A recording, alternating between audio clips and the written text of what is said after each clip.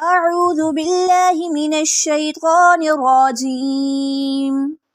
بسم الله الرحمن الرحيم. تبارك الذي بيده الملك وهو على كل شيء قدير.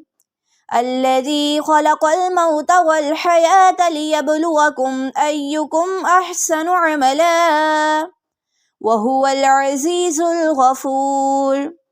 الذي خلق 7 سماوات طباقا ما ترى في خلق الرحمن من تفاوت فارجع البصر هل ترى من فطور ثم ارجع البصر كرتين ينقلب إليك البصر خاسئا وهو حسير. ولقد زينا السماء الدنيا بمصابيح وجعلناها رجوما للشياطين وأعتدنا لهم عذاب السعير. وللذين كفروا بربهم عذاب جهنم وبئس المصير. إذا ألقوا فيها سمعوا لها شهيقا وهي تفور تكاد تميز من الغيظ كلما ألقي فيها فوج سألهم خزنتها ألم يأتكم نذير قالوا بلى قد جاءنا نذير فكذبنا وقلنا ما نزل الله من شيء إن أنتم إلا في ضلال كبير. وقالوا لو كنا نسمع أو نعقل ما كنا في أصحاب السعير فاعترفوا بذنبهم فسحقا لأصحاب السعير. إن الذين يخشون ربهم بالغيب لهم مغفرة وأجر كبير. وأسروا قولكم أو اجهروا به إنه عليم بذات الصدور. ألا يعلم من خلق وهو اللطيف الخبير. هو الذي جعل لكم الأرض ذلولا فامشوا في مناكبها وكلوا من رزقه وإليه النشور.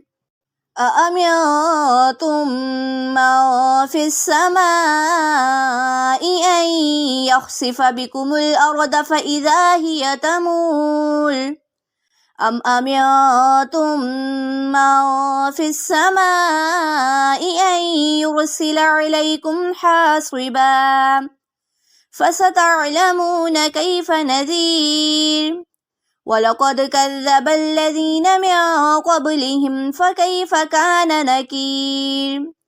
أولم يروا إلى الطير فوقهم صافات ويقبضن ما يمسكهن إلا الرحمن إنه بكل شيء بصير.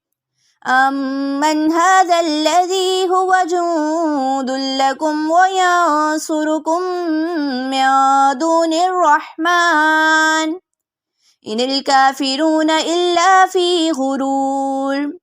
أمن هذا الذي يرزقكم إن أمسك رزقه بل لجوا في عتو ونفور. أفمن يمشي مكبا على وجهه أهدى أمن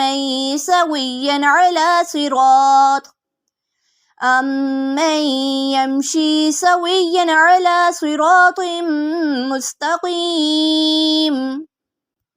قل هو الذي أنشأكم وجعل لكم السمع والأبصار والأفئدة قليلا ما تشكرون.